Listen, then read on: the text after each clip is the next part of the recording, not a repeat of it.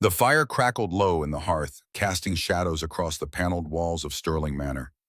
Outside, the autumn wind of 1922 whispered through the pines, carrying with it the scent of coming winter. Alexander Sterling sat in his leather chair, hands trembling slightly as he poured amber whiskey into two crystal glasses. At 75, his body bore the weight of decades, but his eyes still held the sharp clarity of a man who had built an empire and buried more than his share of ghosts. Across from him, James Sterling Jr. shifted in his seat, 15 years old, tall for his age, with his grandfather's dark hair and his grandmother's gentle mouth. The boy had come to say goodbye. Tomorrow he would board the train to Boston, to university, to a life beyond the Wyoming plains that had shaped 3 generations of Sterling men. Xander pushed one glass across the polished mahogany table. James Jr.'s eyes widened. "Grandpa, I'm not old enough. You're old enough to leave home. You're old enough to hear what I'm about to tell you." Xander's voice was gravel and smoke, worn smooth by time but still carrying weight. "Drink slow. Listen well." The boy took the glass with uncertain hands. Xander raised his own, the whiskey catching firelight like liquid gold. "I'm going to tell you about the winter that taught me what a man truly owes. Not to the world, not to his reputation or his bank account, but to those too weak to fight for themselves." James Jr. sipped, winced at the burn, but kept his eyes on his grandfather. Waiting. Xander leaned back, gaze drifting to the window where darkness pressed against the glass. Beyond that darkness, 43 years stretched backward like a bridge across time. He could see it all still. The snow, the blood. The woman on the church steps with death in her eyes and a baby in her arms. "Listen well, boy, because at your age I thought wealth made a man. By 34 I learned different." The old man closed his eyes. When he opened them again, the firelit room had faded. In its place, another winter, another life. December 15th, 1879. The snow fell in thin, scattered whispers across the Wyoming territory, covering the scarred earth in a ghostly shroud. Alexander Sterling, 34 years old and worth more than most men would see in 10 lifetimes, sat rigid in his enclosed carriage as it rolled through the darkness toward home. The meeting in Cheyenne had gone poorly. Judge Nathaniel Whitmore, fat with corruption and red with rage, had accused Xander of sabotage, of deliberately exposing the fraudulent silver assay reports from the Silverbrook mine, of costing respectable investors their fortunes. Xander had not denied it. He had simply stood, buttoned his coat, and walked out of the smoke-filled office with $80,000 of potential profit dying on the table behind him. He did not care. Money came easily to Alexander Sterling. It always had. 3 gold mines across Wyoming and Colorado, each one pulling wealth from the earth like water from a well. Major shares in the Union Pacific Railroad. 50,000 acres of grazing land leased to ranchers at rates that made him richer every year, whether he lifted a finger or not. A stone mansion on a hill outside Dry Hollow, 15 rooms that echoed with silence and memory. $2.3 million. That was his net worth, according to the account books his clerks maintained with meticulous care. Enough to buy anything. Everything, except the 2 lives that mattered most. Victoria, Samuel, 4 years dead. 4 years of ash and guilt and the hollow ache of a house that would never again hold laughter. The carriage lurched over a frozen rut. Xander braced himself against the wall, jaw tight. His driver, old Thomas Birch, called down an apology that Xander ignored. The cold had seeped through the carriage walls, turning his breath to fog, but Xander barely noticed. He had grown accustomed to cold, inside and out. They passed through Dry Hollow proper just after 11. The town slept under its blanket of snow. Oil lamps flickered behind curtained windows. The saloon glowed with dull amber light, voices raised in drunken song. Xander did not look. He never went to the saloon anymore. Never went anywhere except his office, his mines, and the endless circuit of business that kept his hands busy and his mind away from the locked rooms of Sterling Manor. The church stood at the end of Main Street, its white steeple low against the black sky. A single lamp burned in the tower window. Reverend Thornton no doubt praying or drinking or doing whatever it was that men of God did when the world turned dark and cold. Xander was turning his gaze away when he saw her, a shape on the steps, crumpled, dark against the white snow. Stop. Thomas pulled the horses to a halt. Xander was out of the carriage before the wheels stopped moving, boots crunching through frozen drifts. His breath came faster now, each exhale a white plume in the frigid air. She lay halfway up the church steps, body curled around something small. Blood had soaked through her dress, turning the fabric black in the dim light. Her hair, tangled and matted with ice, hung across her face. One hand clutched the church door, fingers frozen in a final desperate plea. The other hand held a baby. Xander felt his heart stop. For one terrible moment, he was standing in his own burning home, staring at the locked door behind which his wife and son had died. For one terrible moment, he was watching the flames eat through wood and hope, knowing he was too late, too slow, too far away to matter. Then the woman moved, a shudder, a breath. The baby whimpered, thin and weak. Xander dropped to his knees, snow soaking through his wool trousers. He touched the woman's shoulder, gentle despite the urgency racing through his veins. Her eyes opened, blue wide, filled with a terror so deep it had no bottom. Please.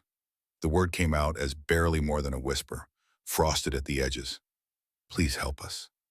Xander looked at the baby, a newborn, no more than days old, wrapped in blood-stained linen that provided almost no protection against the killing cold. The child's lips were starting to turn blue. Hypothermia. Minutes away, maybe less. He did not ask questions, did not demand explanations or weigh the risks. He simply gathered the woman into his arms, one hand supporting her head, the other cradling the baby against his chest. She weighed almost nothing, bones and fear and fading warmth. Thomas had climbed down from the driver's seat, eyes wide with shock. Mr. Sterling, sir, is she alive? Barely. Xander carried her to the carriage, moving as quickly as he dared on the ice-slicked ground. Get us home, fast. But sir, shouldn't we take her to Doc Morrison or the sheriff? No, the word came out harder than Xander intended, but he did not soften it. Thomas knew better than to argue. The old driver climbed back to his seat, took up the reins, and urged the horses into motion. Inside the carriage, Xander stripped off his bearskin coat, worth $300 and lined with Canadian fur. He wrapped it around the woman and child, tucking it close. Heat. She needed heat. The baby needed warmth before its small heart simply stopped beating. The woman's eyes fluttered. She tried to speak, but only a cracked sound emerged. Xander pulled a silver flask from his inner pocket, unscrewed the cap with one hand, and pressed it to her lips. Small sips, slow.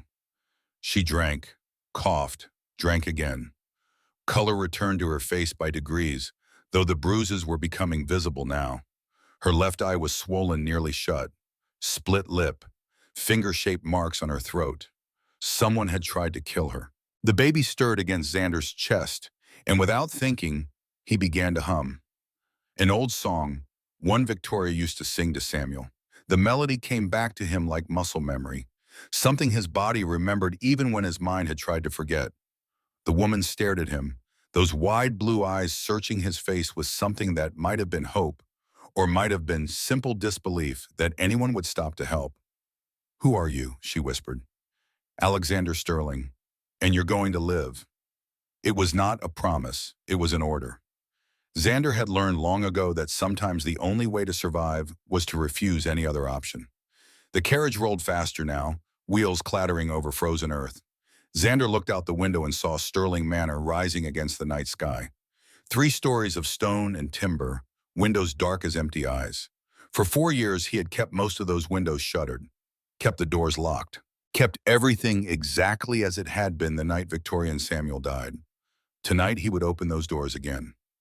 Thomas brought the carriage to a stop at the main entrance. Xander did not wait for assistance. He carried the woman up the steps, kicked the heavy oak door open with his boot, and stepped into the cold darkness of his home.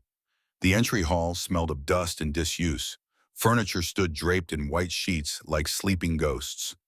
Xander's footsteps echoed on marble floors as he moved toward the main staircase, the woman's weight shifting slightly in his arms. She had lost consciousness again. Better, perhaps. Less fear that way. He climbed the stairs to the 2nd floor, moving by memory through hallways he had not walked in years, past the library, past the guest rooms, past his own chamber, untouched since the night of the fire. To the door at the end of the hall, Victoria's room.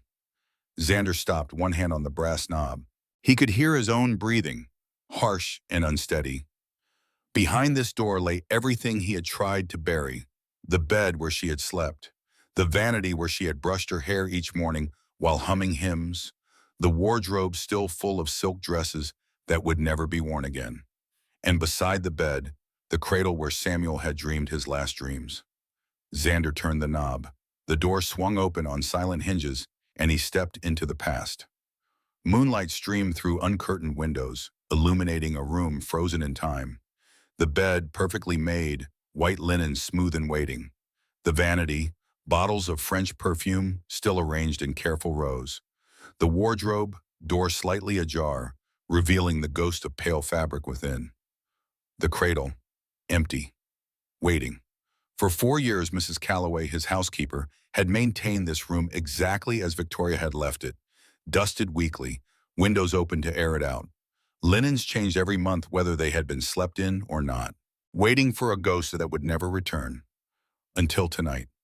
Xander laid the woman gently on the bed, her dark hair spreading across Victoria's white pillow. The baby, still wrapped in the bearskin coat, whimpered softly. He placed the child in the cradle with hands that trembled despite his best efforts to keep them steady. The woman's eyes opened again, focusing with difficulty on the room around her, on the luxury, the warmth beginning to seep back into the air as Xander moved to light the lamps, on the cradle where her baby now lay. "Where am I?" Her voice was stronger now, though still frayed at the edges. "My home. Sterling Manor. You're safe here." "No." She tried to sit up, panic flooding her features. "No, he'll come. He'll find us. He'll kill her. He'll kill me. He always said he would if I yelled, and I ran, and he'll come and—" Xander caught her shoulders. Gentle but firm, made her look at him. "Listen, you ran. That took courage. You survived. That took strength. And now you're here, and whoever hurt you will have to go through me to reach you or that child. You don't understand. I don't need to understand, not tonight. Tonight you rest. You heal. We'll deal with the rest when you're strong enough to stand." He released her shoulders, stepped back. The woman sank into the pillows, exhaustion overcoming terror. Her eyes drifted closed. Within moments, her breathing had evened into the shallow rhythm of sleep. Xander looked down at the baby in the cradle. The child had stopped shivering, color returning to her tiny face. A girl, then. He could see it now in the delicate features, the small rosebud mouth. 4 years ago, he had stood in this same room and made a silent vow. He had failed to save Victoria and Samuel, failed to be there when they needed him most, failed to protect the two people who had made his fortune mean something beyond numbers in a ledger. He would not fail again. The sound of footsteps in the hallway made him turn. Mrs. Calloway stood in the doorway, gray hair in a nightcap, robe wrapped tight against the cold. Her eyes went wide as she took in the scene. The woman in Victoria's bed, the baby in Samuel's cradle, Xander, standing between them like a sentinel. "Mr. Sterling." Her voice carried shock and something deeper. Understanding, perhaps, or recognition that everything had just changed. "I heard the carriage. I thought—" "Fetch warm water, clean linen, and the medicine chest from the library." "And Mrs. Calloway." He met her eyes. Not a word to anyone. Not yet. She nodded once, sharp and certain, then disappeared down the hallway. Xander moved to the window, looking out over the snow-covered grounds of his estate. Somewhere out there, beyond the fence line, beyond the dark shapes of pine forests, a man was searching. A man who had beaten this woman bloody and left her to die in the cold. A man who believed he had rights that superseded mercy or justice or simple human decency. That man would come looking. Xander welcomed it. His reflection stared back at him from the dark glass. 34 years old, wealthy beyond measure, empty beyond words. Until tonight, he had been a shell, going through the motions of life, building his fortune higher, while his soul grew smaller. Tonight, something had changed. Some locked door inside him had cracked open, letting in light and pain in equal measure. He turned back to the woman and child, these strangers who had stumbled into his carefully maintained numbness and shattered it beyond repair. I don't even know your name, he said quietly, though she could not hear. But I know this. You came to my door when you had nowhere else to go. The church turned you away. The law failed you. Everyone who should have helped left you to die in the snow. He moved closer to the cradle, looked down at the sleeping infant.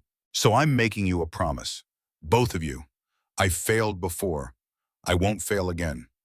Outside, the wind picked up, driving snow against the windows in soft whispers. Somewhere in that darkness, danger approached. But inside Sterling Manor, in a room that had been a tomb for 4 years, life had returned. And Alexander Sterling, millionaire and hollow man, found himself standing guard over two souls who needed him more than all the money in Wyoming could ever matter. He pulled a chair close to the cradle, sat down, and settled in to wait. It would be a long night. But Xander had spent 4 years in the dark. He knew how to wait, how to watch, how to prepare for whatever dawn would bring. The baby stirred, made a small sound. Without thinking, Xander reached out and placed one calloused hand gently on her tiny chest, feeling the steady beat of her heart. Alive, fighting, refusing to surrender, just like her mother. And in that moment, something inside Xander Sterling, something he thought had died in the fire 4 years ago, flickered back to life.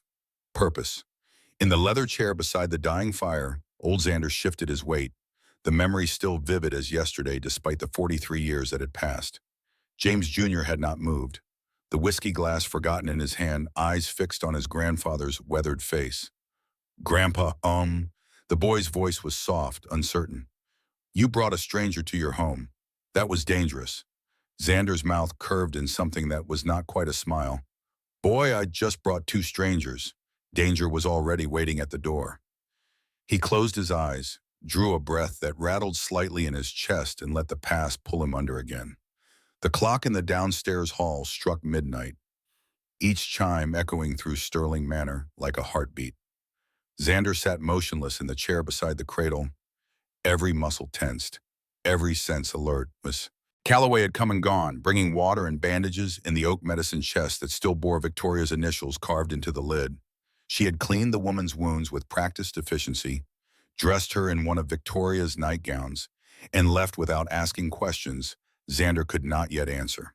The baby slept. The woman slept. The house held its breath. Then Xander heard it, the sound that turned his vigilance into certainty. Glass breaking, downstairs, in the library. He was on his feet instantly, moving toward the bedroom door with the trained quietness of a man who had spent years walking through unstable mine shafts where one wrong step could bring the mountain down. He pulled the door closed behind him, turned the key in the lock. Whatever was coming, it would have to go through him first. The hallway stretched before him, dark except for the moonlight streaming through tall windows. Xander moved along the wall, boots silent on Persian carpet. At the top of the stairs, he paused, listening. Footsteps, heavy, unsteady, moving through the first floor with the recklessness of either stupidity or desperation.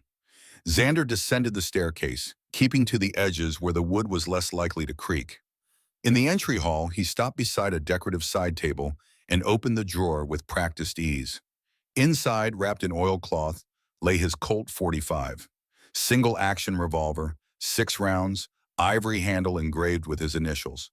He had carried this gun for 15 years, through claim disputes and labor strikes, and the ugly business of building an empire in territory where law was often nothing more than whoever held the biggest stick. He checked the cylinder by touch. Loaded. Ready. The footsteps had stopped. Xander could hear breathing now, harsh and ragged, coming from the library. He moved toward it, gun held low and ready, years of muscle memory guiding his hands. The library door stood ajar. Through the gap, Xander could see broken glass scattered across the hardwood floor, moonlight glinting off the shards. One of the tall windows had been smashed inward. Snow swirled through the opening, bringing with it the bitter cold of the Wyoming night. And standing in that cold, illuminated by a shaft of pale light, was the man who had come for his wife. Silas Bennett. Xander recognized him instantly, though they had not spoken in 4 years. 44 years old, built like a man who spent his life breaking things with his hands, unshaven, drunk by the smell rolling off him, and holding a knife, not just any knife, a hunting blade, 10 inches of folded steel, the kind trappers used to gut elk in the field.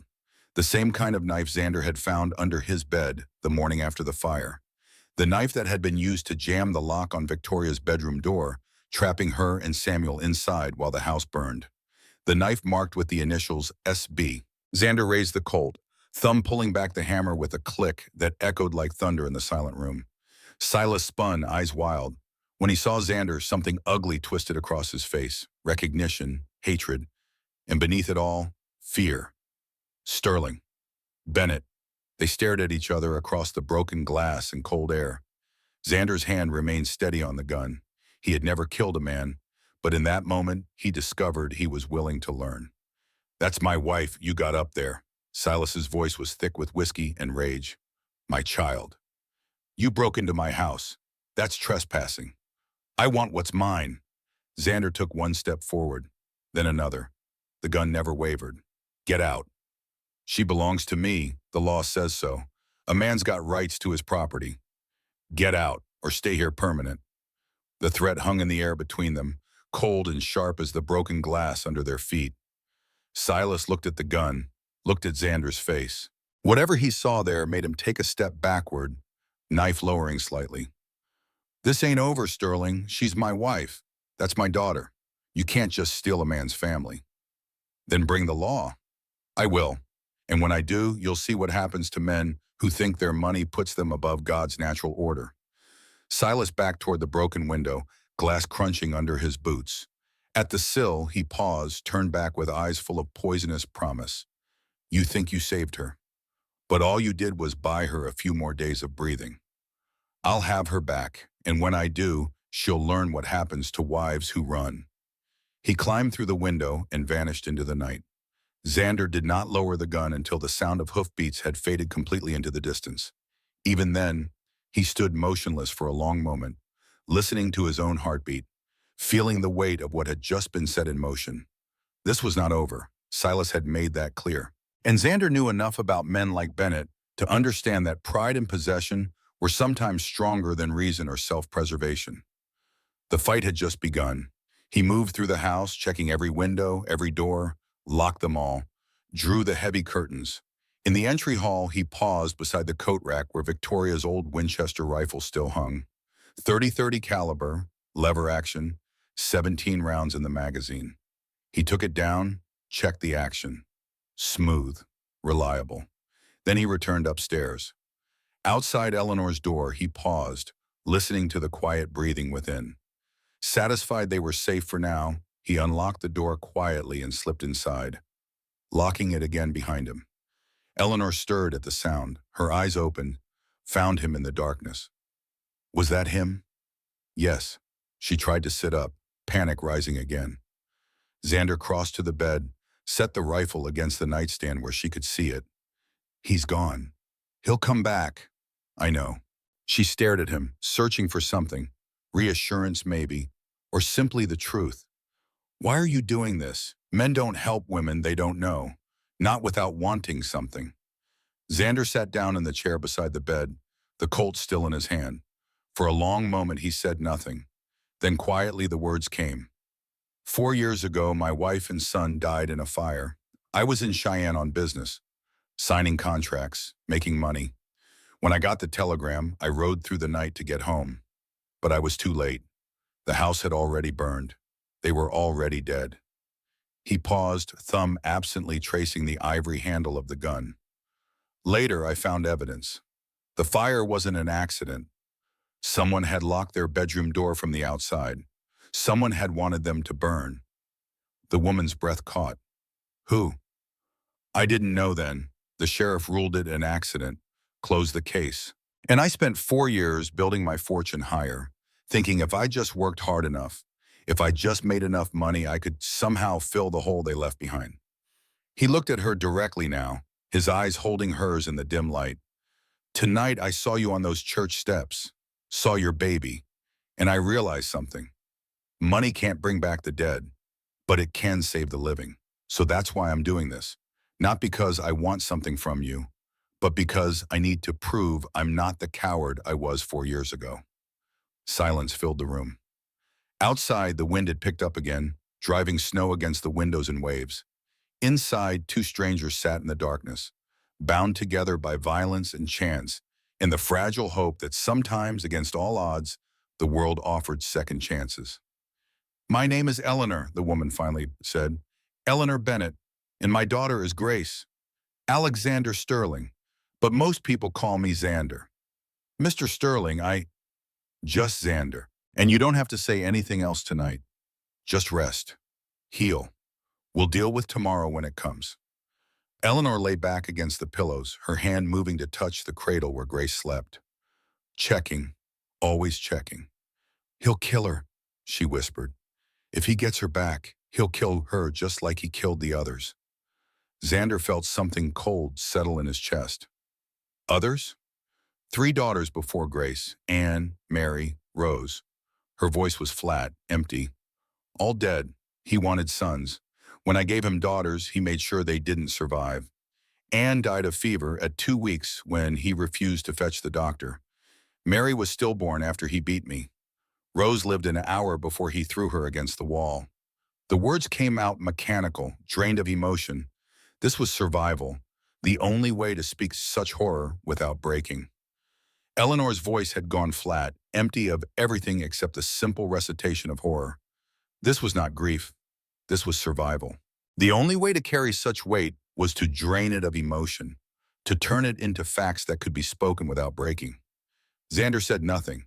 There were no words adequate to such evil, no comfort that could touch such pain. So he simply sat, bearing witness, offering the only thing he had: his presence, his protection, his refusal to look away. "I thought about dying," Eleanor continued, "so many times, but then I got pregnant again, and I thought maybe this time it would be different. Maybe this time God would give me a son, and Silas would stop hitting me, and we could be a family like normal people." She laughed, but the sound held no humor. "Grace was born 3 days ago, in our cabin, no doctor, no midwife, just me and him. When he saw she was a girl, he started drinking. Didn't stop. Tonight he came at me with his fists, said I was cursed, said God was punishing him through me, said if I couldn't give him sons, I was no better than livestock." Her hand moved unconsciously to her ribs, where bruises darkened her skin. I grabbed Grace and ran. Didn't think, didn't plan, just ran through the snow, with nowhere to go except away. The church was the first place I saw with lights on. I thought, her voice cracked, I thought God's house would have mercy. But they turned you away. The preacher opened the door, looked at me, looked at Greatgaman, and said he couldn't interfere in a husband's rights. Then he closed the door and locked it. Xander felt rage building in his chest, hot and sharp. Not the wild fury of a moment, but something colder, more deliberate, the kind of anger that did not explode but instead settled into bone and sinew, becoming purpose. "Do you have family? Anyone who could help?" "My father sold me to Silas when I was 16.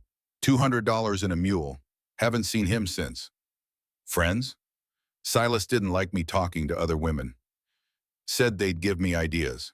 Xander stood, moved to the window, looked out at the snow-covered darkness. Behind him, he could hear Eleanor's breathing, steady now, exhaustion finally pulling her towards sleep. "Eleanor?" "Yes?" "You asked why I'm helping you. Here's the other reason. 4 years ago, someone hurt my family, and the law did nothing.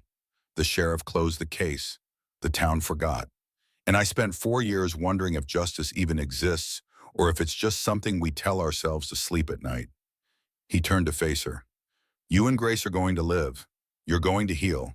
You're going to stand up in front of all and everyone and tell the truth about what that man did. And then we're going to make damn sure the law can't ignore you." Eleanor stared at him, tears sliding down her bruised face. Not tears of sadness, but something else. Recognition, maybe. Or the fragile beginnings of hope. "You really think we can win?" "I think you already won by surviving. Everything else is just making it official." She closed her eyes, and within moments, sleep claimed her. Xander returned to his chair, positioned the Winchester within easy reach, settled in for another long watch.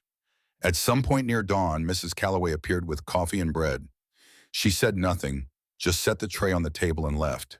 But her eyes, when they met Xander's, held approval. The house grew lighter as the sun rose, painting the snow-covered world beyond the windows in shades of pink and gold. Grace woke and crunded, and Xander picked her up with surprising gentleness for such large hands.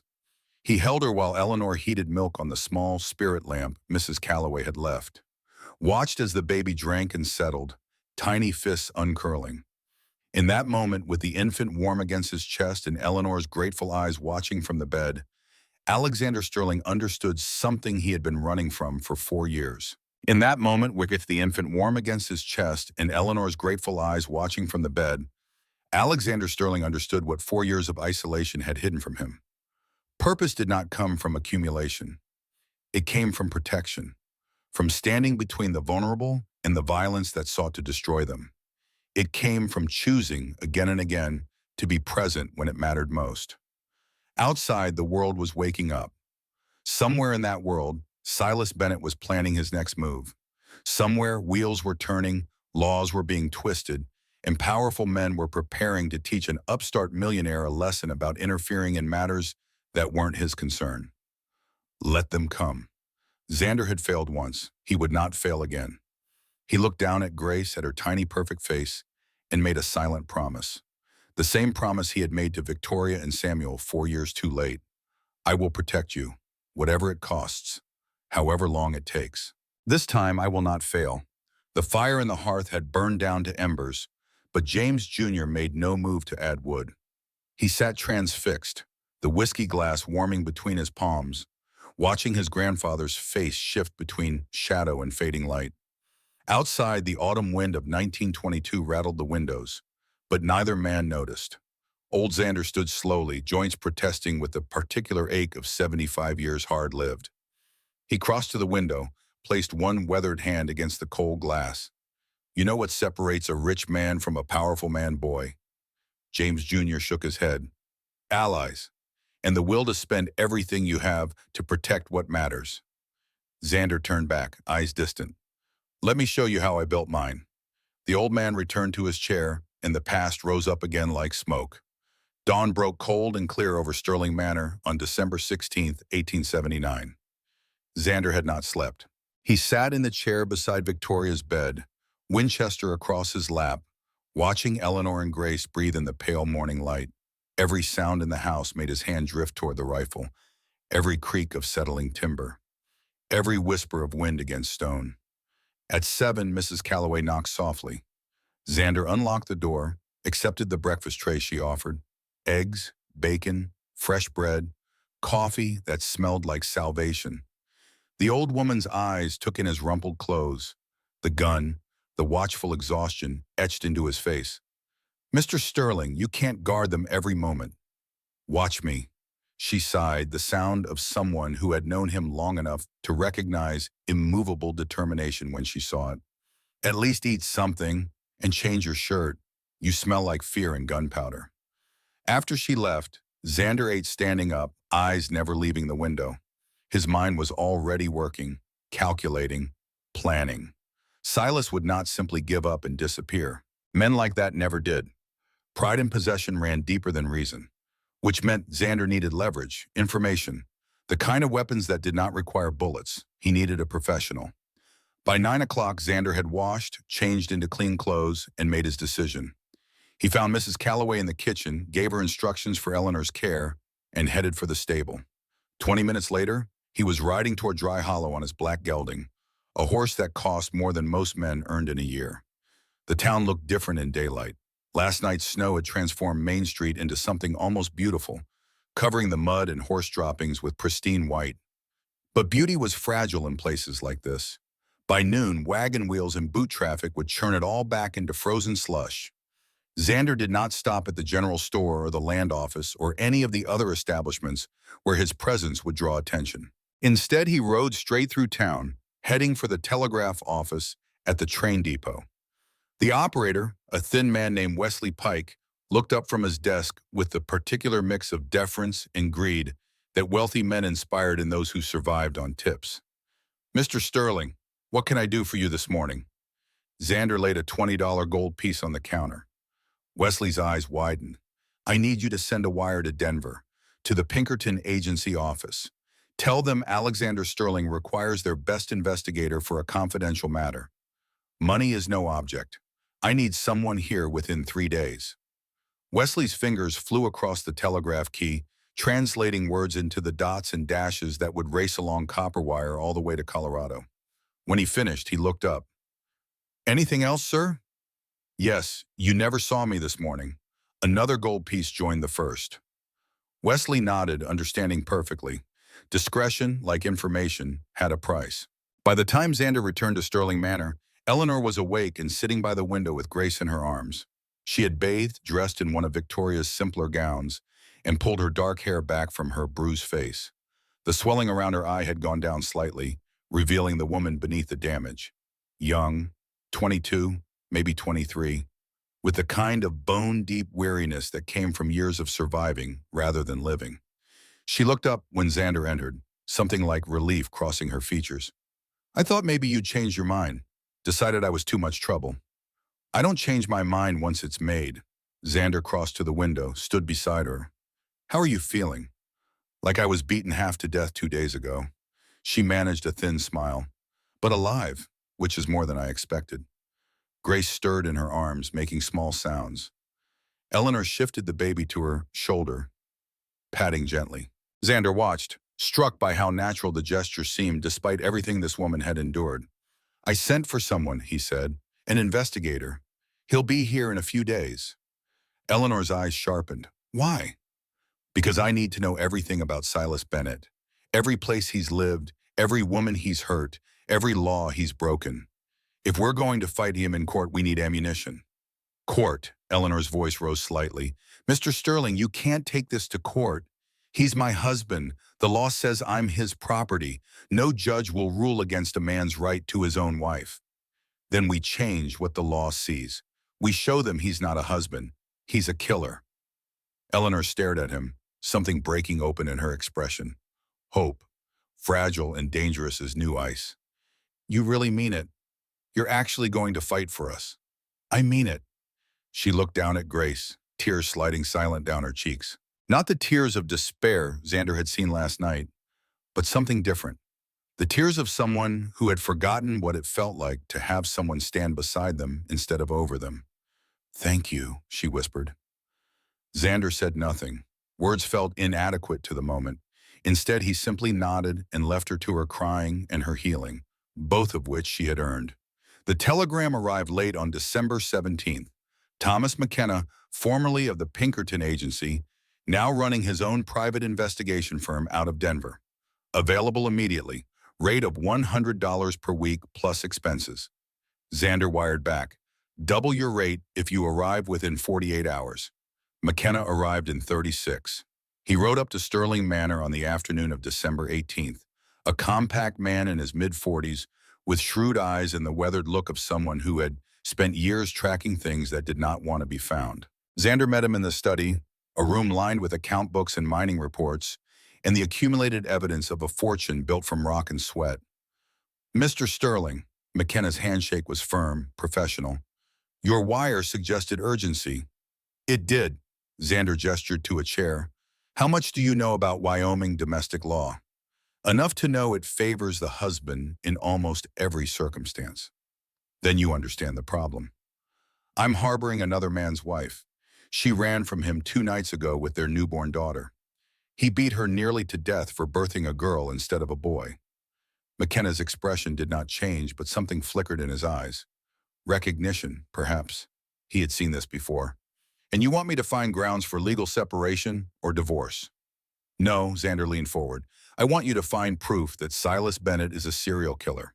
I want every woman he's married, every child who died under suspicious circumstances, every town he's lived in, and every reason he left. I want enough evidence to hang him, and I want it in 4 days. McKenna whistled low. That's a tall order. I'll pay $1,000, cash, plus $200 for expenses, and a $500 bonus if you deliver in 3 days instead of 4. The investigator's eyes narrowed, calculating. $1,500 was more than most working men saw in 5 years. You must want this man badly.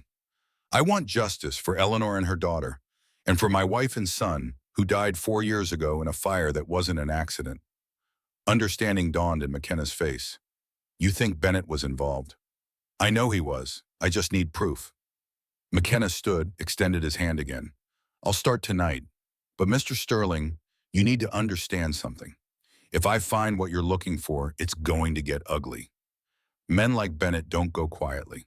And the law doesn't always care what the evidence says when reputation and money are involved. Then it's fortunate I have more money than anyone else in this territory. McKenna smiled, sharp and knowing. I believe we'll work well together. After the investigator left, Xander sat alone in his study, staring at the account books that represented his life's work. $2.3 million.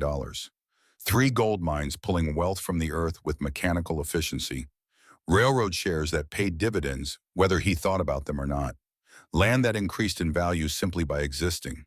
All of it meaningless unless it could be used to protect 2 people who had stumbled into his carefully maintained isolation and reminded him what it felt like to care whether someone lived or died.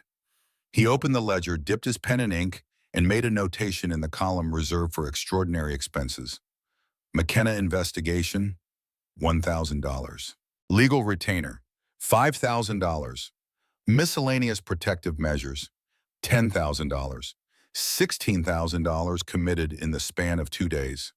Enough to buy a small ranch, a fleet of wagons, a lifetime of comfort for a family willing to live modestly. Xander did not hesitate. He signed his name with a flourish and closed the book. Money was just paper and promises. Eleanor and Grace were flesh and blood, and the chance to prove that wealth could be used for something other than its own multiplication. Day 3 brought a blizzard that buried Dry Hollow under 2 feet of snow and made travel impossible. Xander spent the day in Eleanor's room, keeping the fire high, watching Grace sleep and learning the shape of his new responsibilities. Eleanor was stronger now. The bruises had faded from black to purple to yellow-green. Her ribs still hurt when she breathed deeply, but the sharp edge of pain had dulled to a constant ache. She could walk across the room without gasping, could hold Grace without her arms trembling from exhaustion. They did not speak much. Eleanor seemed to understand that Xander was not a man comfortable with prolonged conversation. Instead, they existed in companionable silence, broken only by Grace's occasional cries or Mrs. Calloway's periodic arrivals with food and supplies. But late in the afternoon, as the blizzard howled outside and the fire cast dancing shadows across the walls, Eleanor asked the question Xander had been dreading. Why didn't you remarry after your wife died? Xander was quiet for a long moment. Then carefully he answered, because I couldn't protect the first one. Didn't seem fair to promise protection to another woman when I'd already failed once. That's not fair to yourself. Maybe not, but it's honest. Eleanor adjusted Grace against her shoulder. Mrs. Calloway told me about the fire. She said you were in Cheyenne when it happened, that there was nothing you could have done. There's always something you can do. I chose business over family, chose a contract signing over one more night at home, and they paid for my choice with their lives. You can't know that. I can, because if I'd been here, Victoria and Samuel would have lived. The man who set that fire only succeeded because the house was vulnerable, because I wasn't standing guard. He looked at Eleanor directly, letting her see the guilt he had carried for 4 years. So no, I didn't remarry, and I won't, because the only way I can live with what happened is to make sure it never happens again. To anyone. Eleanor held his gaze, and in her eyes Xander saw understanding, the kind that came only from surviving the unsurvivable. Then we're both ghosts, she said quietly, haunting the lives we should have had. Maybe, but ghosts can still do some good in the world. Night fell early, the way it did in winter, darkness pressing against the windows by 5 o'clock. Xander lit the lamps, stoked the fire, and settled into his now familiar position in the chair between bed and cradle. Eleanor tried to convince him to sleep in his own room, but he refused with the same quiet stubbornness he applied to everything. Around midnight, Grace woke crying. Not the usual fussy sounds of hunger or discomfort, but something sharper, more urgent. Eleanor picked her up, and even in the dim lamplight, Xander could see the flush spreading across the baby's face. She's burning up. Eleanor's voice cracked with panic. She pressed her hand to Grace's forehead, then her cheeks, her tiny chest. Oh God, no, not her too. Please, not her too. Xander was beside them in an instant. He touched Grace's skin, felt the heat radiating from her small body. Fever, high and climbing. When did this start? I don't know. She was fine an hour ago when she nursed. But now she's so hot, and she won't stop crying. And oh God, what if she dies like the others? What if I lose her too? What if... Eleanor. Xander caught her shoulders, made her look at him. Breathe, she's not going to die. You don't know that. Anne had fever. She died in 2 days. What if Grace... Grace is not Anne. She's stronger, and she has something Anne didn't have. What? A doctor, and medicine, and people who won't let her slip away. He took Grayson from Eleanor's arms, cradling the burning infant against his chest. The baby's cries had weakened to whimpers, her small body limp with fever. Xander had seen pneumonia before war in the mining camps where men worked in wet cold and died coughing blood. He had seen how fast it could take a strong man, how much faster it could take a child. But he had also seen people survive with proper care. He carried Grace to the washstand, soaked a cloth in cool water, and pressed it gently to her forehead. The baby, startled at the cold, cried harder for a moment, then settled into exhausted quiet. Keep her cool, not cold, just enough to bring the fever down. Xander handed the cloth to Eleanor. I'm going to get the medicine chest. He found it in the library where Mrs. Calloway had stored it after that first night. Victorian's medicine chest, oak and brass, lined with blue velvet and filled with the remedies she had collected over the years. Willow bark powder for pain, camphor oil for congestion, honey and lemon for cough, laudanum for when nothing else would work. Xander carried it back upstairs, moving with the careful haste of a man who understood that minutes mattered. In the bedroom, Eleanor had stripped Grace down to her diaper, was sponging her tiny body with cool water while tears ran unchecked down her own face. She's so small, so fragile. I can't lose her. I can't. You won't. Xander mixed willow bark powder with warm water, added a touch of honey to make it palatable, used a clean cloth to let drops fall into Grace's mouth. The baby coughed, sputtered, but swallowed. Again and again. Patient, gentle. The way Victoria had shown him when Samuel had been sick with croup. Then he took Grace from Eleanor, held the infant upright against his shoulder, and began to walk, back and forth across the room. Slow, steady steps, keeping her upright so the congestion in her lungs would not pool, keeping her moving so her small body would not give up and surrender to the fever's pull. Eleanor watched from the bed, exhausted and terrified. How do you know what to do? My son, he got sick when he was 2. Fever, cough. Victoria sat up with him for 3 nights straight, doing exactly this. Walking, cooling, making sure he kept breathing. Xander's voice was soft, distant. He lived. And I learned that sometimes the difference between living and dying is just one person refusing to give up. Hours passed. Xander walked. Grace's fever climbed, peaked, then slowly began to fall. By 4 in the morning, her skin was merely warm instead of burning. Her breathing had eased. Her eyes, when they fluttered open, looked clearer. Eleanor had fallen asleep sitting up against the headboard, exhaustion finally overcoming fear. Xander continued walking until dawn painted the windows pink, until Grace's fever had broken completely and she was sleeping peacefully in his arms. Only then did he lower himself carefully back into the chair, the baby still cradled against his chest. His back ached. His legs trembled from hours of constant motion. But Grace was alive and breathing steady, and that was all that mattered. Mrs. Calloway found them that way when she arrived with breakfast. Xander asleep in the chair, Grace asleep against his shoulder, Eleanor asleep in the bed, all 3 of them alive and healing in a room that had once held only death and memory.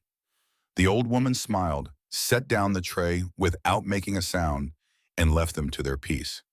In the leather chair beside the dying embers, old Xander poured himself another measure of whiskey. His hands had stopped shaking. Or maybe he had just grown accustomed to the tremor. Hard to tell after 75 years. James Jr. leaned forward. Did she live? Grace? Xander's eyes crinkled. Boy, your father James is Grace's younger brother. What do you think? The boy flushed, embarrassed by his own momentary forgetting. Right, Sorry, it's just the way you tell it. I forget this all happened before I was born. That's because it shaped everything that came after. Xander drained his glass. Now comes the hard part. The part where I learned that sometimes you have to become the thing you despise to protect what you love.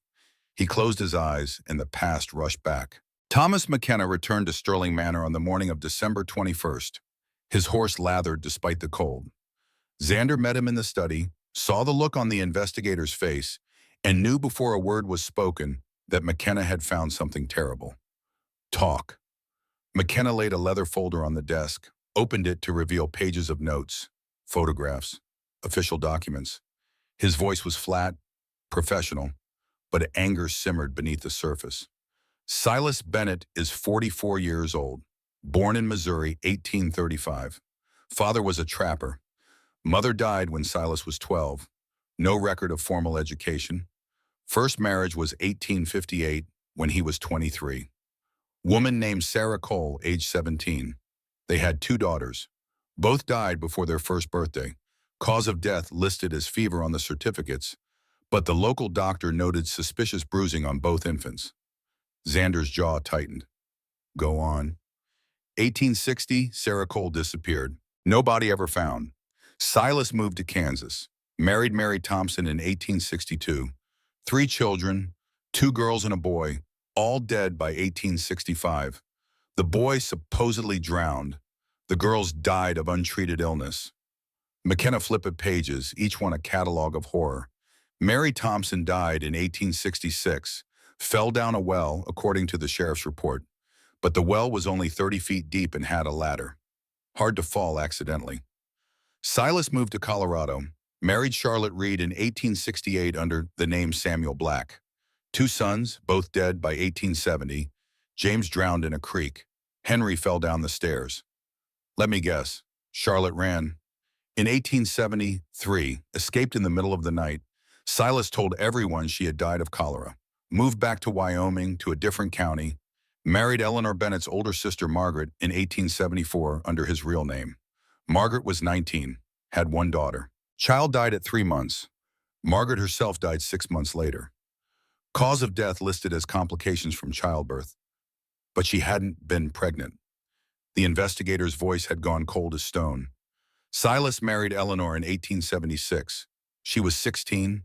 Her father received $200 and a mule. Eleanor has had 4 daughters, 3 dead, 1 alive only because she ran. Xander stood, moved to the window, stared out at snow that looked clean and pure and hid the ugliness of the world beneath. 11 children, 4 women, 15 years, and nobody stopped him. Nobody cared enough to look. He moved counties, changed names, and the law treated each incident as isolated. Accidents, tragedy, the natural order of a hard world. Natural. Xander's voice was bitter. There's nothing natural about murdering infants because they're the wrong gender. No, but there's something else. McKenna opened another folder. I found evidence connecting Silas to your wife's death. Xander turned sharply. Show me. McKenna laid out a series of documents. Employment records from the Silverbrook mine showing Silas Bennett hired as a security guard in 1874, fired in 1870 for assaulting a female cook. A complaint filed by Victoria Sterling in November 1875, stating that Silas had come to her home demanding money and threatening her husband. And a witness statement, never filed officially, from a ranch hand who had seen Silas near Sterling Manor on the night of December 10th, 1875, the night of the fire. The ranch hand, a man named Robert Hayes, told me he saw Silas riding away from your property around midnight. Said he thought it was strange because there was smoke coming from one of the upper windows. But Hayes didn't report it because he was poaching your deer and didn't want trouble. Xander's hands curled into fists. Silas killed them. Almost certainly. Victoria rejected him, threatened to tell you about his advances. So he waited until you were gone and locked them in their bedroom. Set the fire in the library where it would spread slowly enough that no one would suspect arson, but fast enough that they couldn't escape. The room went silent except for the ticking of the mantel clock. Xander stood frozen, 4 years of grief and guilt crystallizing into something sharp and cold and utterly implacable. Where is this ranch hand now? I've got him in a hotel in Cheyenne. Cost me $50 to convince him to testify, but he'll do it. Good. Xander turned back to McKenna. Find every woman Silas ever hurt. Every witness to every crime. I want them here, all of them. I'll pay travel, lodging, lost wages, whatever it takes. And I want this done in 5 days. McKenna whistled low. That's going to cost you thousands. I have millions. Start spending them. The investigator gathered his papers. At the door, he paused. Mr. Sterling, you're declaring war on a system that has protected men like Bennett for generations. Are you sure you're ready for what that means? Xander met his eyes. 4 years ago, I asked myself what my wealth was for. Today, I have an answer. It's for this, for justice that the law won't provide, for protection that society refuses to give, for making sure one more monster doesn't walk free. McKenna nodded once. Then let's burn it all down. Over the next week, Sterling Manor transformed from a mausoleum into a fortress. Xander hired 2 ranch hands to patrol the grounds at night, installed new locks on every door and window, moved Eleanor and Grace to an interior room with no outside walls and only one entrance, which he could guard directly. And he began his campaign. First, he rode to Cheyenne and retained Samuel Harrison, the most expensive lawyer in the territory. $5,000 up front. Harrison had defended railroad barons and mining magnates, had won cases against the territorial government itself. He was cold, brilliant, and utterly without sentiment about anything except winning. Mr. Sterling, I'll be frank. The law is not on your side. A man's wife is his property under Wyoming statute.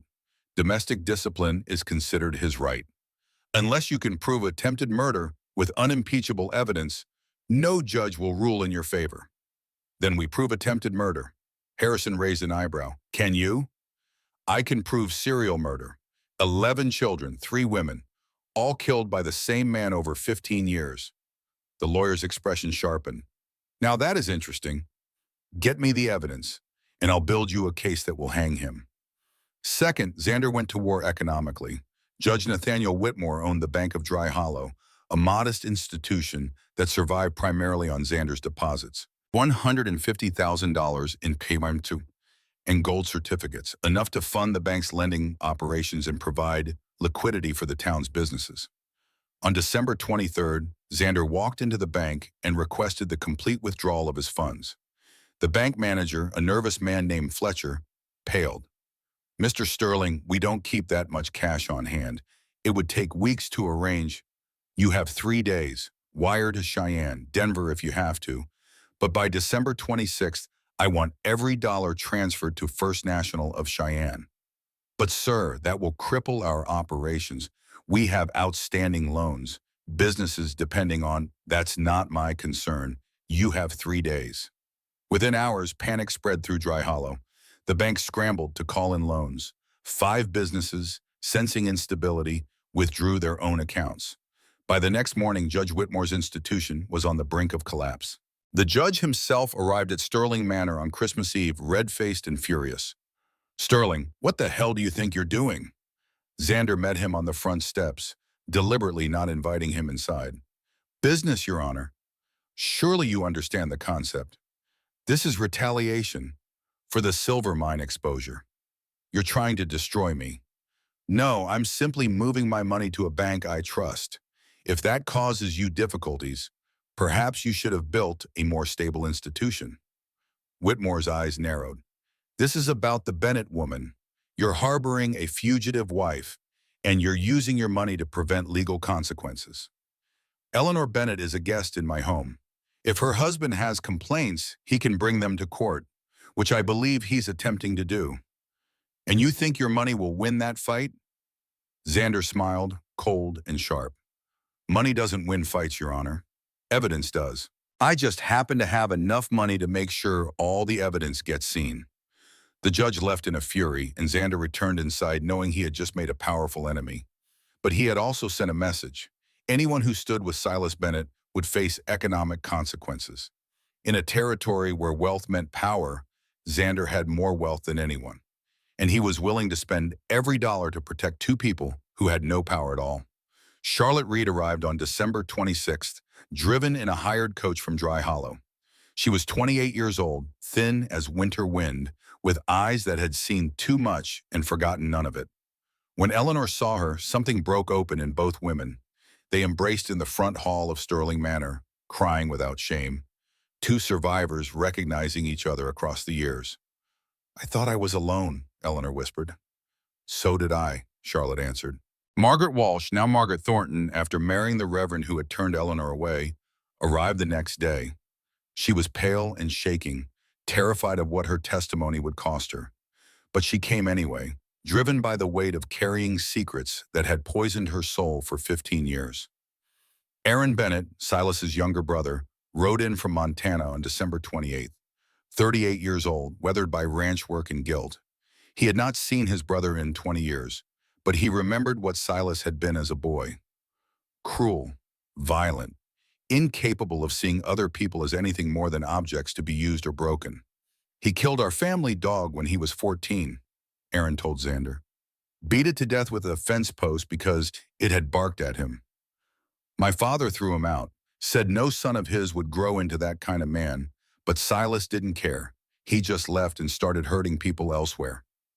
By December 30th, Xander had assembled an army. 8 witnesses, 2 lawyers, an investigator with a file 3 inches thick, and enough money to make sure every single piece of evidence would be seen, heard, and recorded. But Silas had not been idle either. Marcus Whitmore, the judge's son and a lawyer in his own right, had taken Silas's case personally, not because he believed in Silas's innocence, but because he saw an opportunity to destroy Alexander Sterling, the man who had exposed his father's corruption and cost their family $80,000. And on the night of December 30th, while Xander sat in the study reviewing legal documents, Silas Bennett made his move. The first sign was the smell of smoke. Xander was on his feet instantly, Winchester in hand. He threw open the study door and saw flames licking up the library curtains. A bottle, shattered glass, the stink of kerosene. Molotov cocktail, thrown through the same window Silas had broken 10 days earlier. "Fire!" as Xander's voice carried through the house. "Everyone out!" Mrs. Calloway appeared on the stairs, eyes wide. "Mr. Sterling, get Eleanor and Grace to the root cellar. Now, lock yourself in and don't come out until I say it's safe.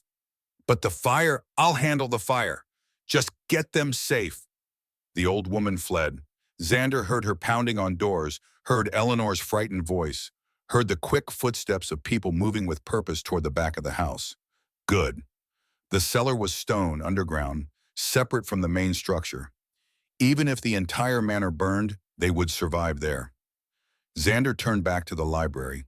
The fire had spread to the bookshelves now, feeding on decades of accumulated paper. He grabbed a bucket of sand from the hearth, threw it on the flames, another bucket. The fire hissed, shrank, but did not die. Then he heard the crash of more glass. The dining room this time. More fire. This was not desperation. This was strategy. Silas was burning him out. Xander moved to the gun cabinet in the entry hall, pulled out a second Winchester and a box of ammunition. Loaded both rifles. This was no longer about property. This was about survival. He opened the front door, stepped out onto the porch, and saw them. 4 men on horseback, Silas in the lead, another bottle burning in his hand. "Come out, Sterling!" Silas's voice was raw with whiskey and rage. "You got my wife in there. My daughter. They're mine, and I'm taking them back, even if I have to burn you out like you burned me out of my job."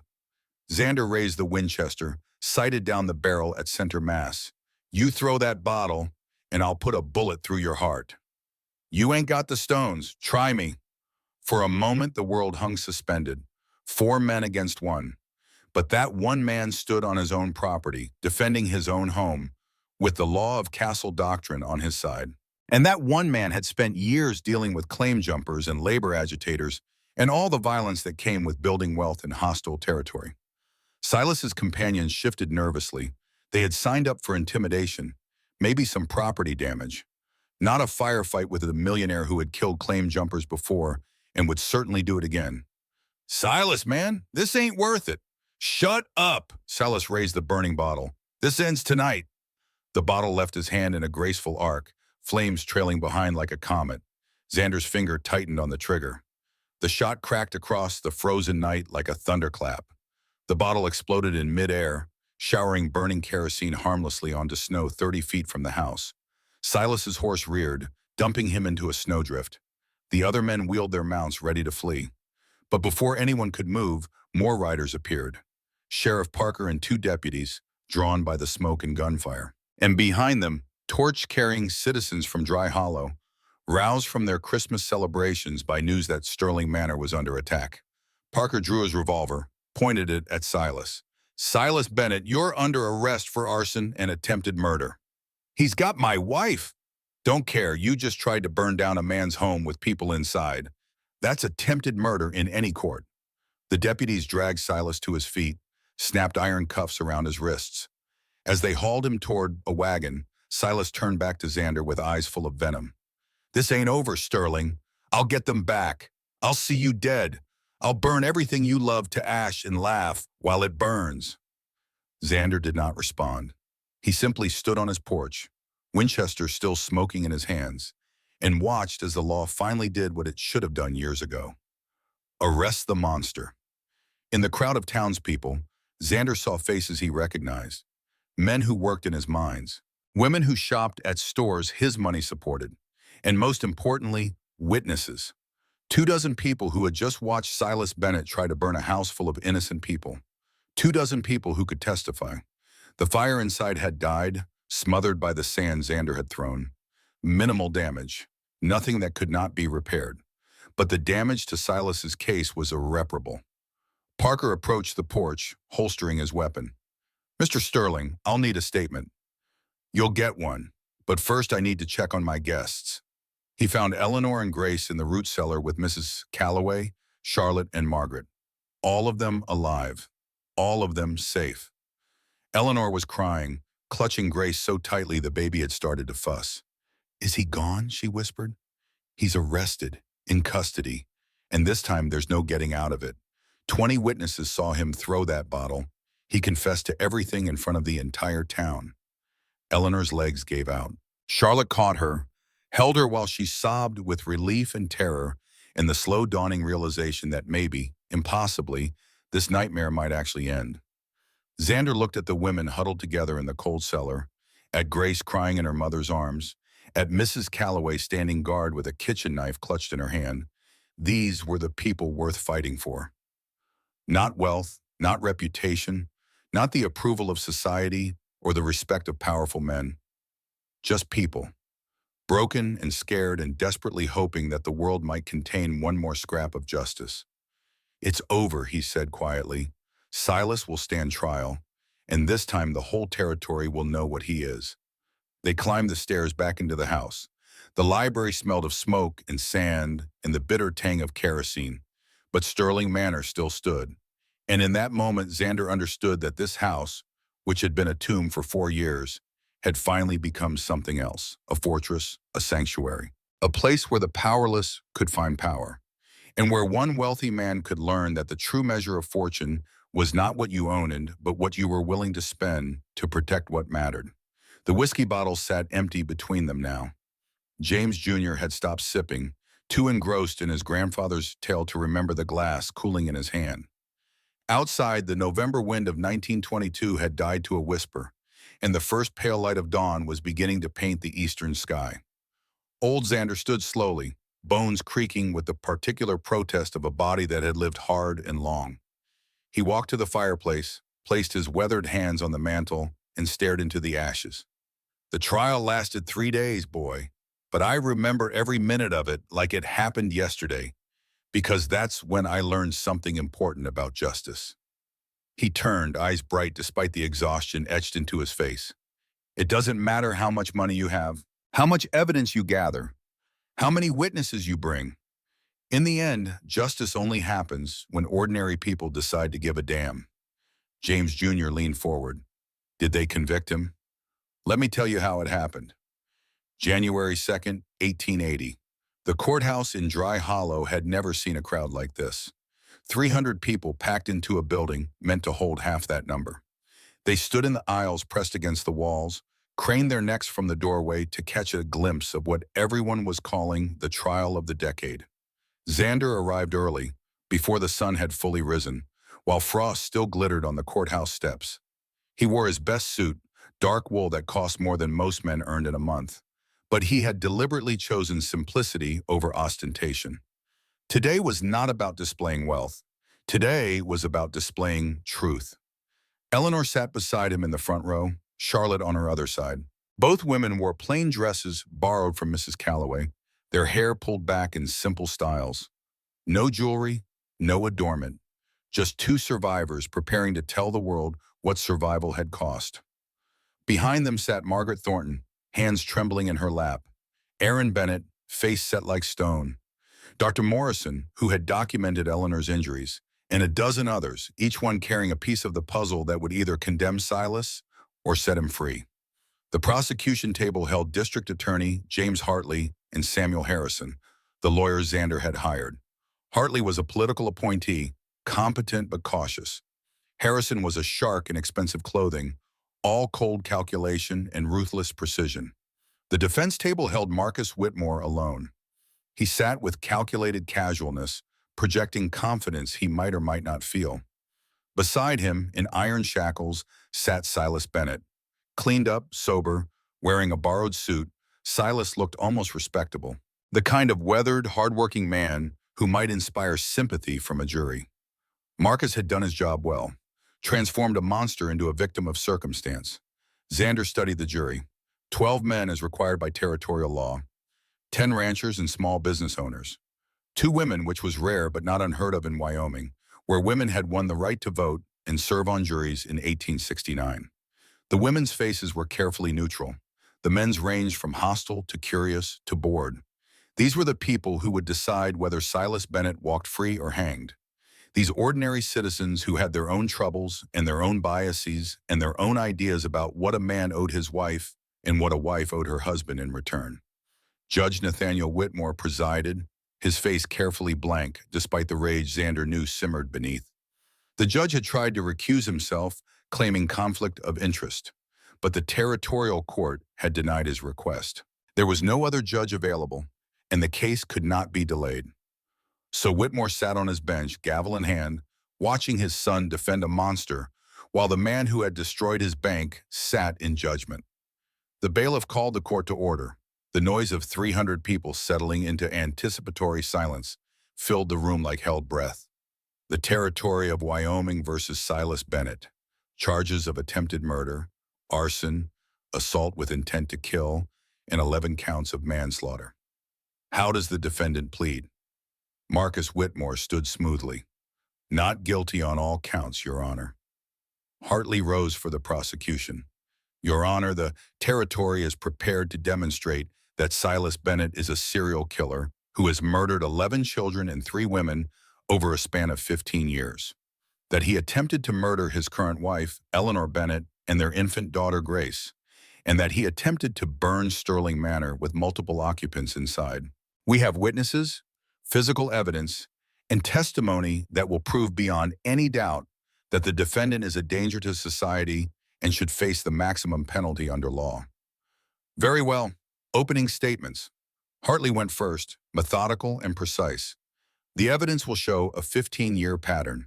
5 marriages, 11 dead children, 3 vanished wives, and 1 woman who survived only because she ran into a blizzard rather than stay another night under her husband's roof. He spoke for 20 minutes, his voice never rising, letting the facts build their own horror. Then Marcus Whitmore stood. Ladies and gentlemen of the jury, what you have just heard is a story, a very compelling story, constructed by wealthy men with unlimited resources and a desire to destroy a simple working man who dared to demand the return of his lawfully wedded wife. His voice was smooth, reasonable, the tone of a man simply asking for fairness.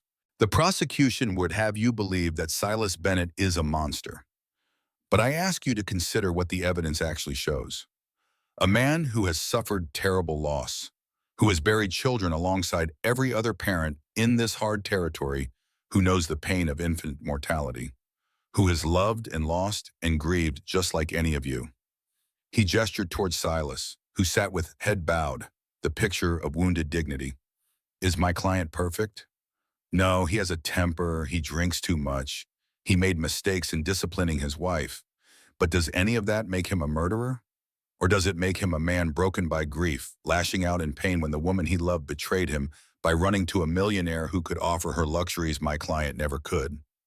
Marcus let that sink in, saw several jury members nod slightly. The prosecution has money. They have private investigators and expensive lawyers and witnesses who have been paid to travel here and testify.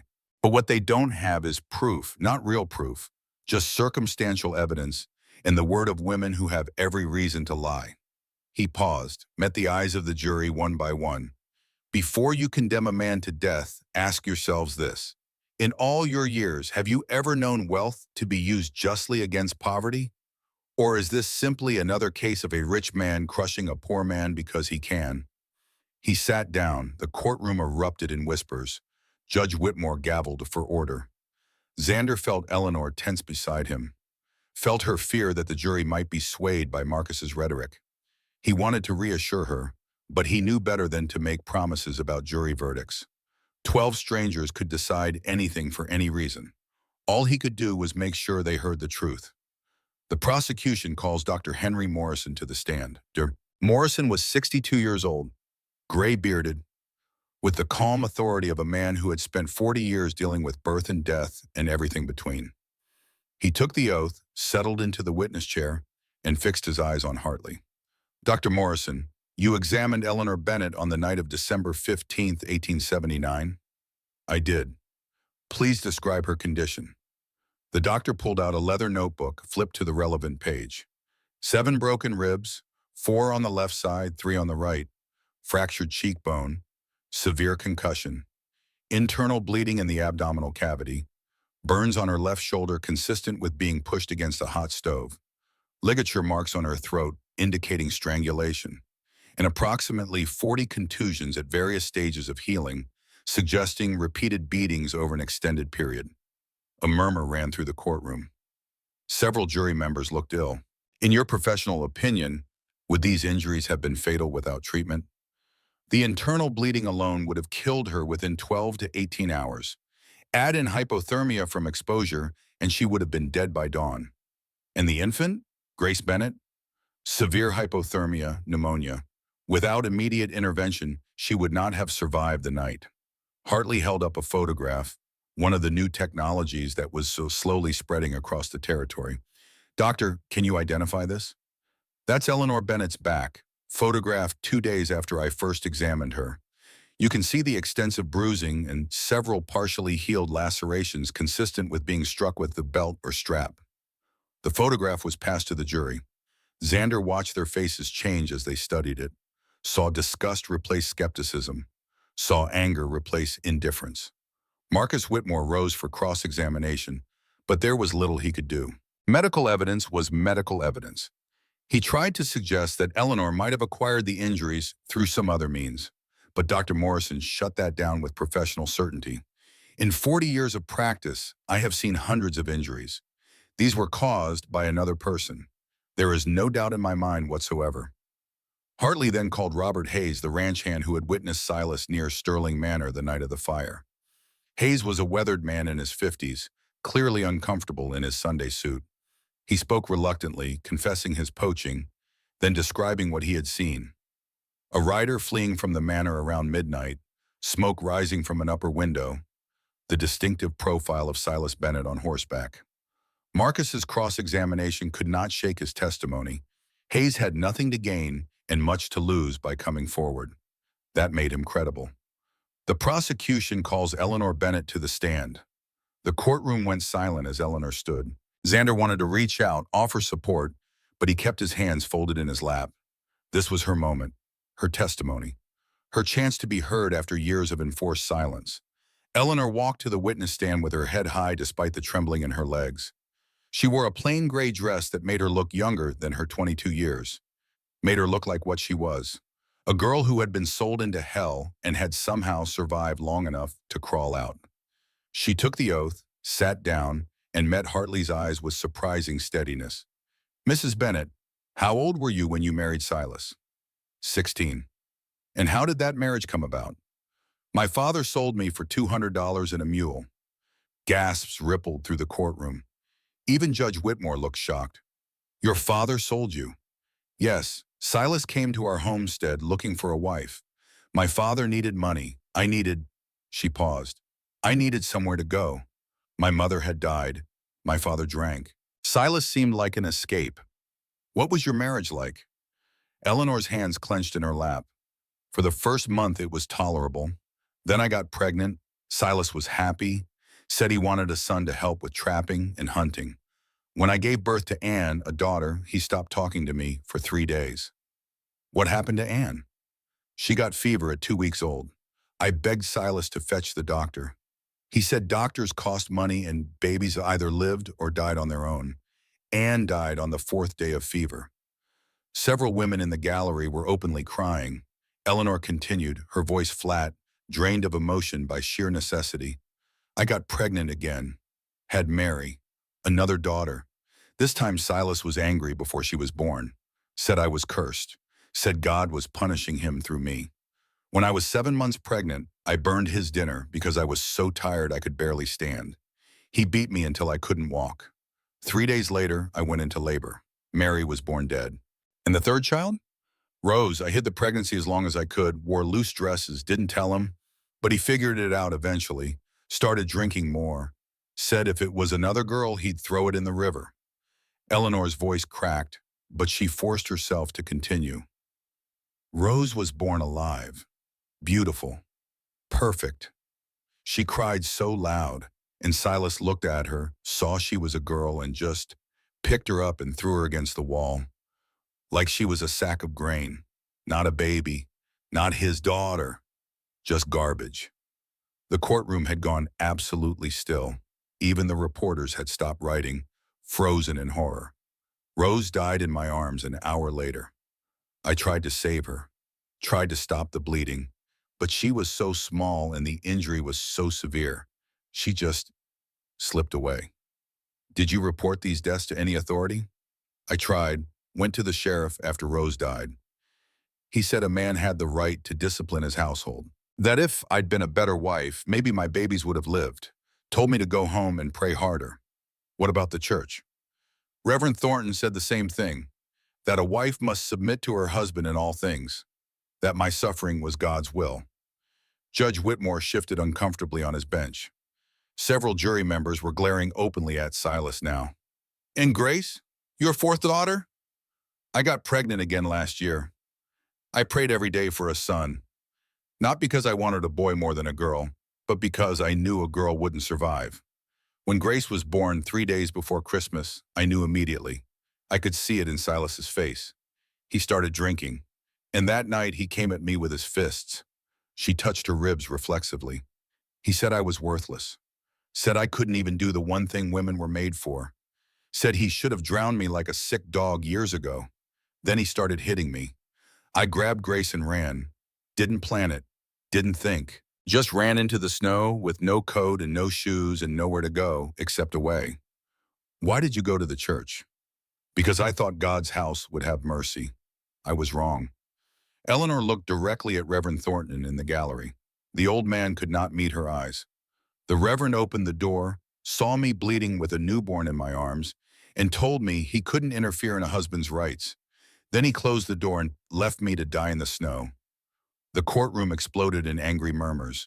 Judge Whitmore gavelled for order, but even he looked shaken. What happened next?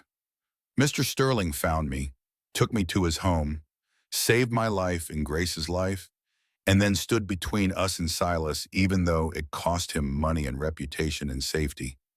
She looked at Xander, and her eyes filled with tears for the first time. No man had ever protected me before. No man had ever treated me like I mattered. And now I'm sitting here telling you all of this because Mr. Sterling believed I deserved to be heard, that Grace deserved to live, that justice was more important than custom or law or the rights of men who use those rights to murder. Hartley let that statement hang in the silence. No further questions. Marcus Whitmore approached for cross-examination, but his confidence had visibly diminished. He tried to paint Eleanor as a gold digger who had seduced a wealthy man, tried to suggest she was lying to secure a better life, tried to imply that the injuries might have been exaggerated or self-inflicted. But Eleanor did not break, did not waver.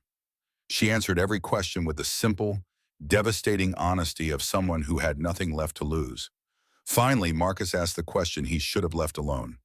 Mrs. Bennet, if your husband was so terrible, why did you stay for 6 years? Eleanor looked at him with something like pity. Because I had nowhere to go. Because the law said I was his property. Because every authority I turned to told me to submit and pray and accept my suffering as God's will. Because I was 16 years old and alone, and I believed that this was just what marriage was. She leaned forward slightly. But the real question, Mr. Whitmore, is why no one stopped him. I was a child. 3 of my babies died, and not one person with power or authority or the ability to help did anything. So don't ask me why I stayed. Ask yourself why the world let him keep me. The courtroom erupted in applause. Judge Whitmore's gavel barely restored order. When Eleanor stepped down from the witness stand, she walked past Silas without looking at him, walked back to her seat beside Xander with her head high and her shoulders straight. She had spoken her truth. Now it was up to 12 strangers to decide if truth mattered more than tradition. The trial's second day brought Charlotte Reed and Margaret Thornton to the stand. Charlotte described her 2 dead sons with a mother's grief that could not be faked. Margaret, voice shaking but resolute, described the rape that had nearly destroyed her life and the cowardice that had let Silas continue hurting others. Aaron Bennett provided the final blow, describing his brother's cruelty from childhood onward. Describing the family dog beaten to death, the sister made barren by violence, the pattern of brutality that had started before Silas was even a man. My brother isn't broken by grief, Aaron said flatly. He creates grief, and he's been doing it his whole life. The prosecution rested on the afternoon of the second day. The evidence was overwhelming. 3 women with identical stories, 11 dead children, a pattern stretching back 15 years, medical testimony, photographs, witness statements from the night Silas attacked Sterling Manor. But Marcus Whitmore was a skilled attorney. On the 3rd day, he presented his defense with calculated precision. He called Silas to the stand. The monster cleaned up well, shaved, sober, wearing his borrowed suit. Silas looked like a weathered working man betrayed by forces beyond his control. Marcus walked him through a carefully constructed narrative of grief and loss. Yes, his children had died, but infant mortality was common in the harsh Wyoming territory. Yes, he had disciplined his wife, but a man had the right to maintain order in his household. Yes, he had drunk too much, but who wouldn't, watching child after child die despite his best efforts? And yes, he had tried to get Eleanor back, but only because he loved her, missed her, wanted his family whole again. Mr. Bennett, did you ever intentionally harm any of your children? Never. I loved every one of them, buried them with my own hands, and cried over every grave. It was a masterful performance. Several jury members looked uncertain again, swayed by the image of a grieving father rather than a calculating killer. Then Hartley rose for cross-examination. Mr. Bennett, you testified that you loved your children. I did, still do. Then why didn't you give them names? Silas blinked, thrown by the question. What? According to Eleanor's testimony, you refused to let her name your daughters, refused to have them baptized, refused to mark their graves with anything but rocks. Is that the behavior of a loving father? I was in shock, grieving, couldn't think straight. For 6 years? You couldn't think straight for 6 entire years? Silas's composure began to crack. It was hard. You don't understand how hard. Let me ask you about the night of December 30th. You threw a Molotov cocktail at Sterling Manor. Why? To get my family back. By burning them alive? No, I just wanted to scare Sterling. Make him give me back what was mine. And on December 15th, when you broke into Sterling Manor through the library window, what were you looking for? Silas hesitated, just for a second, but that second was enough. I wanted to talk to Eleanor, convince her to come home. Really? Because you were trying to open Mr. Sterling's safe when he found you. What was in that safe that you needed for a conversation with your wife? I wasn't. I don't. Hartley moved closer, his voice dropping to something cold and precise. Mr. Bennett, did you kill Victoria Sterling and her son Samuel? The courtroom went absolutely silent. No, that's a lie. Then why were you at Sterling Manor on the night of December 10th, 1875? I wasn't. We have a witness who saw you riding away from the property at midnight, the same night a fire killed 2 people. That witness is lying. Why would he lie? He has nothing to gain. In fact, he's confessing to poaching on Sterling land, which could get him fined. But he's willing to testify anyway because he saw you, saw smoke, saw you fleeing. Silas was sweating now, his carefully maintained composure crumbling. I didn't kill them. I didn't kill anyone. Then who locked Victoria Sterling's bedroom door from the outside? I don't know. Who set the fire in the library? I don't know. Who left a hunting knife with your initials under the bed? That knife was stolen. Hartley held up the blade, marked with SB and rough scratches. When was it stolen? Years ago, I don't remember exactly. Convenient, almost as convenient as your inability to explain why Victoria Sterling filed a complaint against you 3 weeks before she died, or why you threatened Alexander Sterling's business, or why you've left a trail of dead children and vanished women across 3 territories.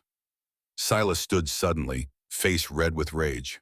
You think you're so smart. You think your words and your evidence mean anything. I am a man. Those women were mine. Those children were mine. I had the right. He stopped, realized what he had just said, but it was too late. The courtroom erupted. Silas had just confirmed everything the prosecution alleged, not through careful questioning, but through his own inability to contain the rage and entitlement that had driven him for 44 years. Judge Whitmore gabbled desperately for order. Deputies moved to restrain Silas, who was shouting now, all pretense of victimhood abandoned. They were mine, all of them. You can't take what's mine. Sterling had no right, no right.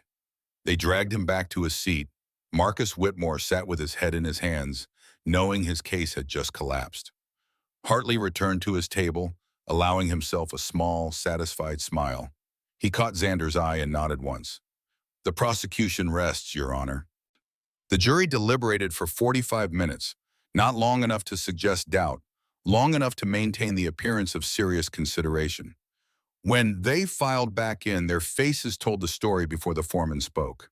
In the case of the Territory of Wyoming versus Silas Bennett, on the charge of first-degree murder of Victoria Sterling, we find the defendant guilty.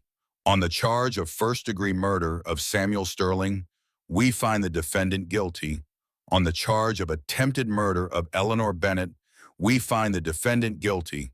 On 11 counts of manslaughter in the deaths of his children, we find the defendant guilty on all counts. Eleanor collapsed sobbing into Charlotte's arms. Margaret crossed herself and whispered prayers. Aaron Bennett nodded slowly, something like peace settling over his weathered face. Xander sat motionless, feeling 4 years of grief and rage and guilt slowly drain out of him like poison from a wound. Judge Whitmore looked at Silas, and for once, his personal animosity toward Xander did not matter. The evidence was too strong, the confession too damning. Justice, for once, was unavoidable. Silas Bennett, you are hereby sentenced to death by hanging, to be carried out 30 days hence at the Territorial Prison. May God have mercy on your soul, for this court has none.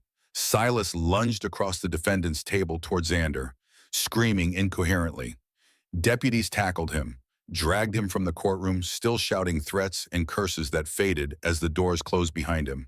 Judge Nathaniel Whitmore remained on his bench after the courtroom emptied, staring at his gavel. His bank had collapsed 2 weeks prior, absorbed by First National of Cheyenne for pennies on the dollar.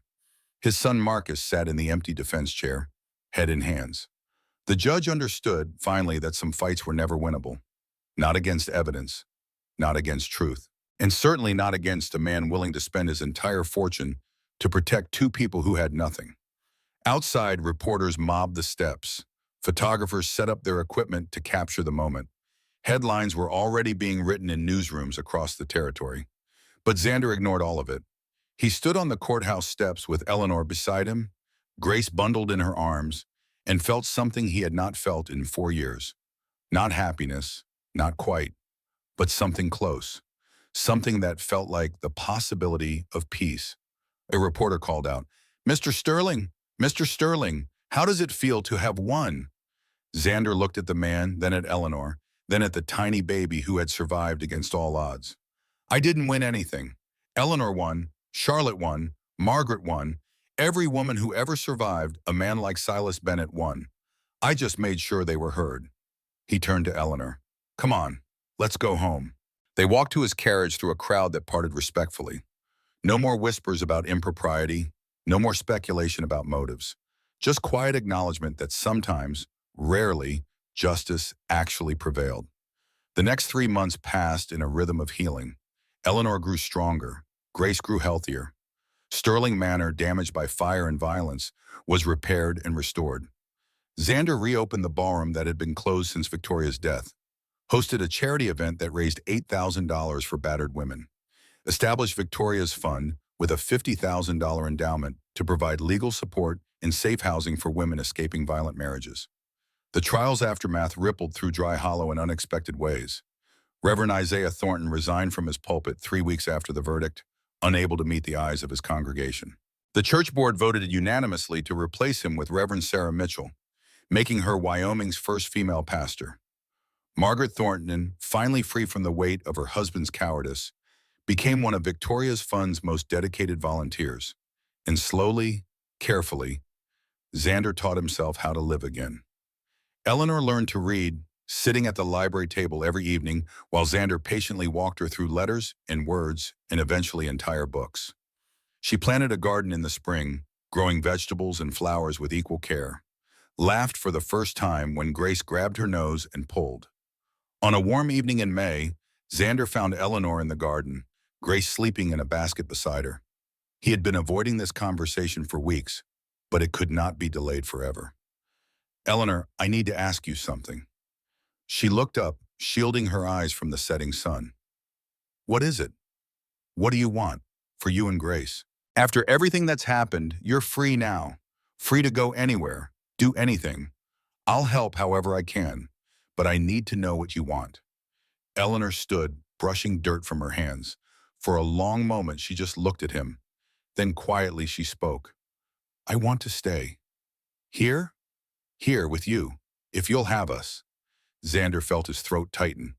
"Eleanor, you don't owe me anything. You don't have to stay out of obligation, or I'm not staying out of obligation." She stepped closer. "I'm staying because for the first time in my life, I feel safe. Because Grace needs a father who won't hurt her. Because you've shown me that men can be kind as well as strong. And because," she paused, gathering courage, "because I love you. Not the desperate love of a woman who needs saving, but the real love of a woman who's seen who you are and wants to spend her life beside you." Xander stood frozen, unable to find words. Everything in him wanted to say yes, to keep them here, safe, protected, to build the family he had lost.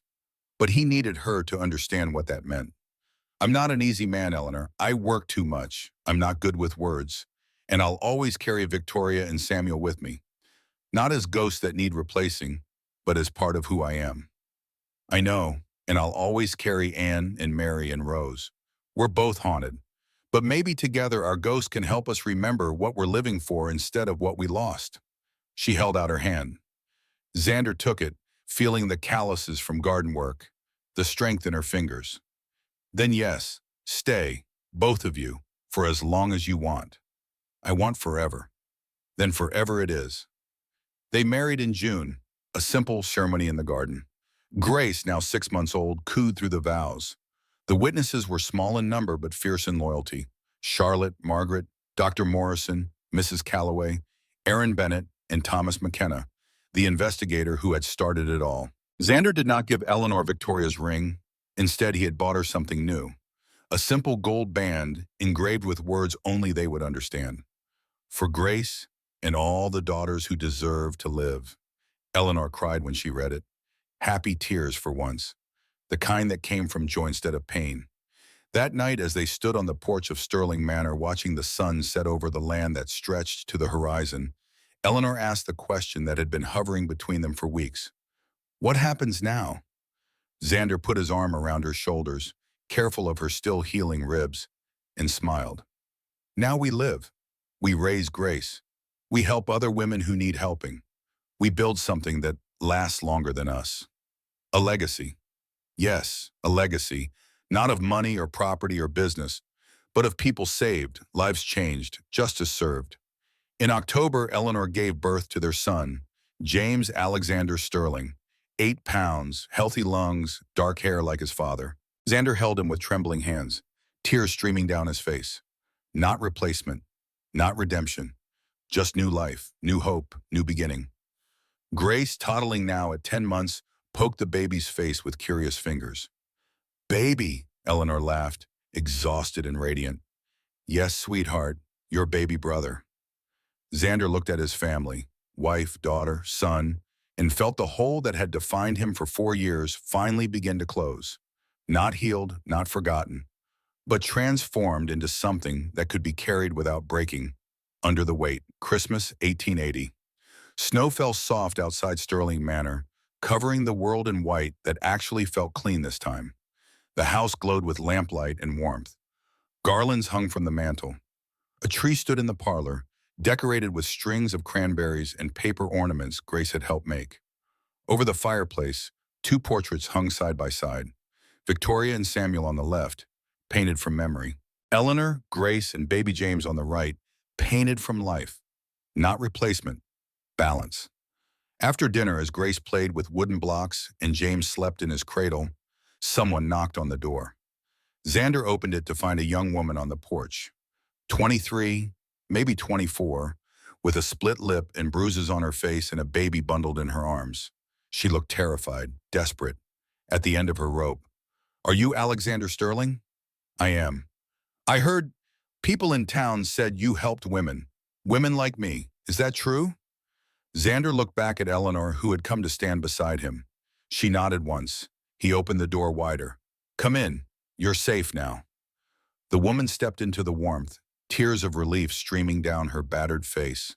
Eleanor took the baby, checked her over with practiced care. Mrs. Calloway appeared with blankets and hot tea, and Xander understood, finally and completely, what his fortune was for. Not accumulation, liberation, not power, protection, not legacy in the traditional sense, but legacy in the truest sense. Lives saved, families preserved, justice served one person at a time until the world changed enough that one day, maybe, women wouldn't have to run in the snow to churches that wouldn't open their doors. In the leather chair beside the dead fire, old Xander opened his eyes. Dawn had broken fully now, painting the room in shades of gold and amber. James Jr. sat motionless, tears on his face, the empty whiskey glass forgotten in his lap. Grandpa, the boy whispered. I never knew. No one did. Not really. Eleanor died in 1918, peaceful in her sleep at 61.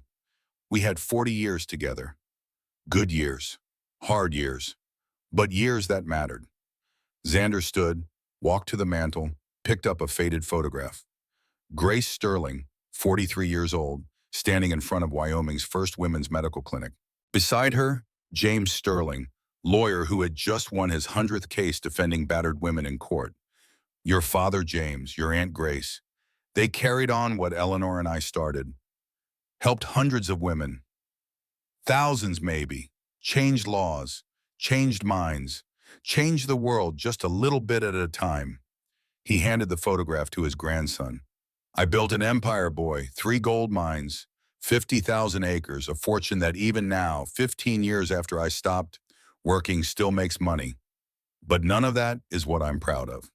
What are you proud of? Xander pointed to the photograph. That. People saved, lives changed, justice served. That's what a man's legacy should be. Not what he owned, what he protected. He placed a weathered hand on James Jr.'s shoulder. You're going to university tomorrow. You're going to learn business and law and all the things young men learn to make their way in the world. And that's good. That's necessary. His grip tightened slightly. Tightened. But remember this. Wealth means nothing if you don't use it to stand between the strong and the weak, Power means nothing if you don't use it to protect those who have none. And legacy means nothing if all you leave behind is money instead of changed lives. James Jr. stood, hugged his grandfather with fierce strength. I'll remember. Good. Now get some sleep. You got a train to catch. After the boy left, Xander stood alone in the silent room. He walked to the window, looked out at Sterling Manor's grounds, at the shelter for battered women he had built in 1920 on the site of the old stable, at the tree planted where Eleanor's garden had been, now grown tall and strong, at the plaque beside the front door that read, "The Sterling Home, where the broken found shelter and the silence found voice, established 1879. He thought about Eleanor, about Grace, about Victoria and Samuel, about all the women who had walked through his door over 40 years, broken and terrified, and walked out again healed and strong. And he understood that this, finally, was what it meant to be a man. Not strength for its own sake, but strength used to protect the weak. Not wealth for its own sake, but wealth spent to serve justice. Not power for its own sake, but power wielded to give voice to the silenced. A man's true measure was not what he built. It was who he saved, and how his children carried that mission forward into a world that desperately needed more people willing to stand in the gap between cruelty and compassion. Outside, the sun rose higher, burning away the morning mist. A new day, a new beginning. The continuing legacy of one winter night when a wealthy man had chosen to stop and help instead of riding past, had chosen to spend his fortune on justice instead of comfort, had chosen to become, finally, the man he should have been all along. And somewhere, Xander liked to think, Eleanor was smiling.